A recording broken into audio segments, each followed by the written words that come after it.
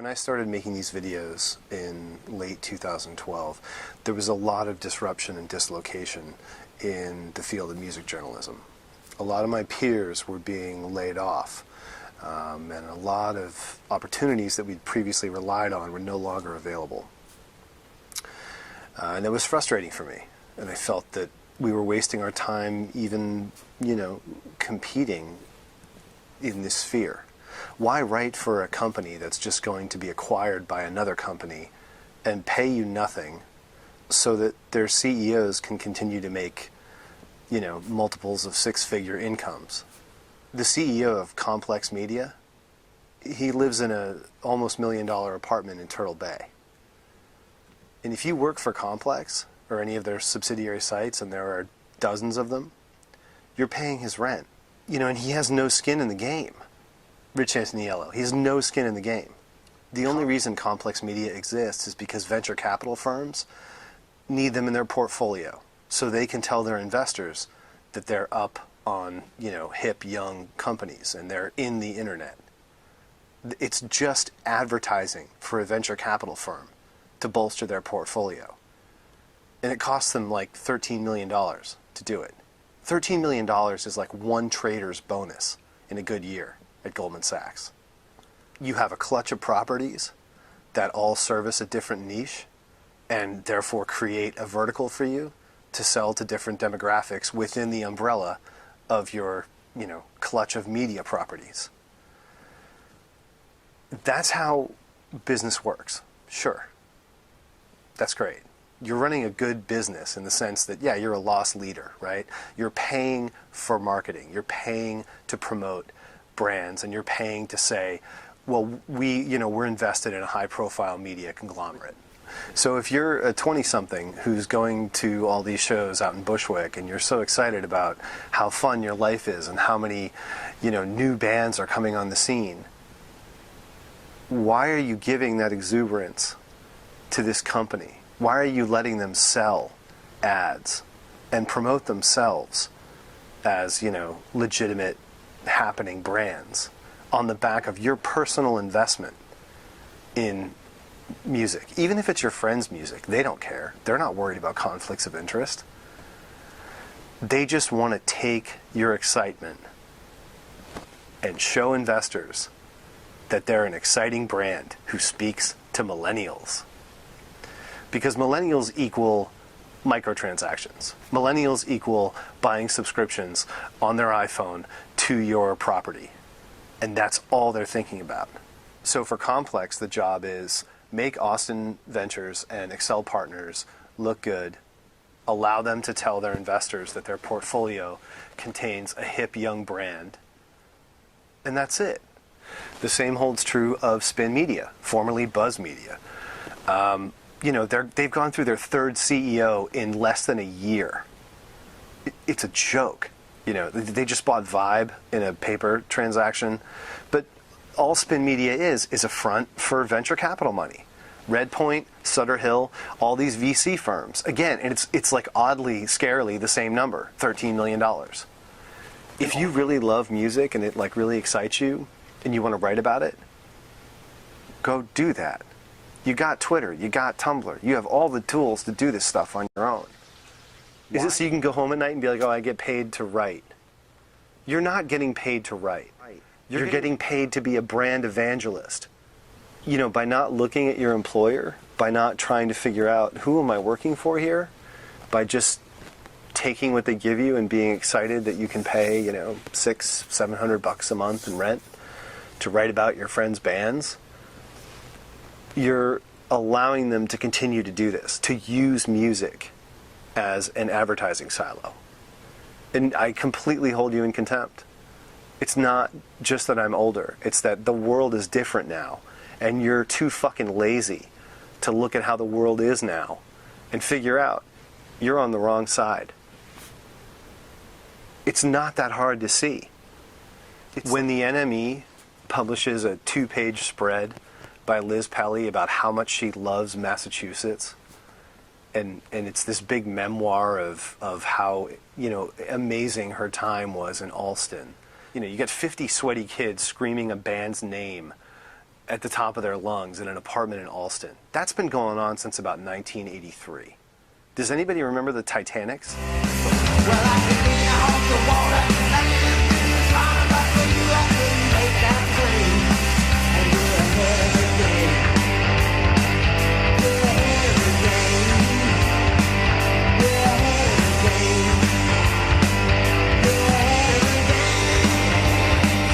The Oysters?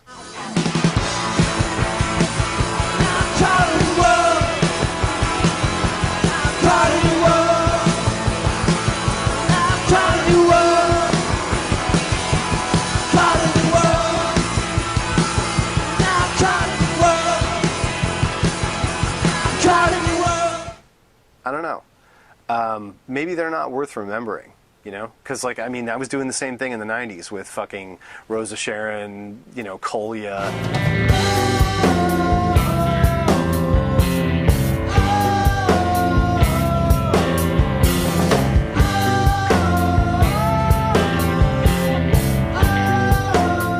Nobody remembers these bands. You know why? Because they're not worth remembering.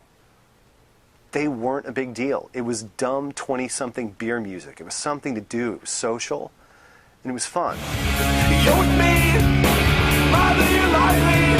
It was tough to do, that's it for you. If you stuck with me, my little lively. Be number two, that's not for you. Does that need to be in the fucking NME?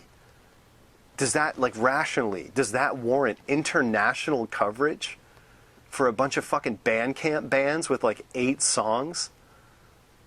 Do we all need to know about this? It doesn't translate at scale. This is an overzealous editor at the NME trying to get content that no one else has. That's the corruption here. You know, we used to write about music because no one else was. That's why Pitchfork took off. Because we were covering bands that Rolling Stone and Spin weren't. We were saying Radiohead should be on the cover of your magazine. We'll put it on the cover of our website. You know, nobody's writing about Sigur Rós. Why not? There was a shift there. Well, there's a second shift occurring now because, you know, Pitchfork is on top of that pile in a way that no other publication is, because Pitchfork made it on its own terms, more or less. But Pitchfork now is in a position of leverage where they're so excited to own bands, to own their career arc, to have brought the band to you. Because then the band's indebted to them, and they can stack their lineup card with dozens of bands who wouldn't even exist if it wasn't for Pitchfork saying that they were worth existing. And they can take all the millions of dollars in ticket sales and use it to book Bjork and R. Kelly, and then become a national news item in time. You know, the bands, it's not just the cheerleading writers who are, you know, naively giving their excitement over as a transaction to allow these publications to seem cool. It's the bands, too. The bands have got to think a lot fucking harder about what's going on. Because, like, zine culture and all these tropes and things that all these bands now are trying to, you know, say is still alive, it's not. Because that stuff was about needing to communicate in a world where we did not own communication channels. That dichotomy is over. We have the internet now, so you don't need to go make a zine. And I don't need you to make a zine for me.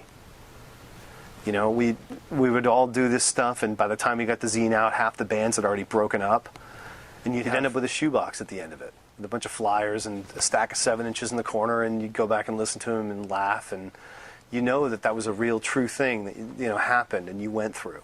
But now the problem is that shoebox has a fucking Heineken logo on it. The advertisers have greased the rails for all of you. So all you have to do is walk out of the fucking house, and your first show is co-sponsored by Top Man, a component in the largest fashion corporation in England. Your first show. The middle. You're the middleman. You're fencing cool to advertisers. Advertisers didn't want to know about us back when. The advertisers want anything you're excited about. And if you're somebody who can get excited about something and make other people excited about something, they want you most of all. And you're giving yourself to them for nothing. These kids now just need to get their head and their ass wired together, because you're responsible for the world around you. And you're not making it better, you're making it worse. you're compounding the complicity between advertisers and massive websites. You're not helping music. You're creating a greased rail, fast friend network of people who are so afraid to be alone that they'll immediately retweet everything you say so they have something to do on Thursday night. Be a little stronger, you know? Be strong enough to be alone on a Friday night. You know, like, you want to get paid for music writing? You're pretty soon going to find out you're in a world that has nothing to do with music or writing. It's about executing PR campaigns. InBev, you know, we pay $55,000 in ads to you a year. That's like one staffer we're paying for. You're going to go cover that show that we're sponsoring. Go cover it.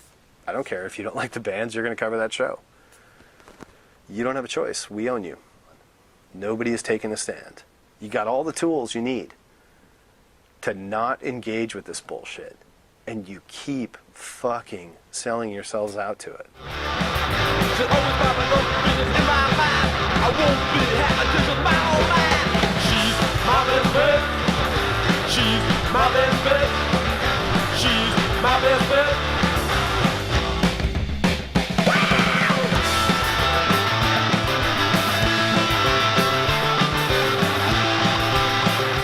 I knew we were totally fucking uninteresting and we were going nowhere and we were going to put out one album and break up.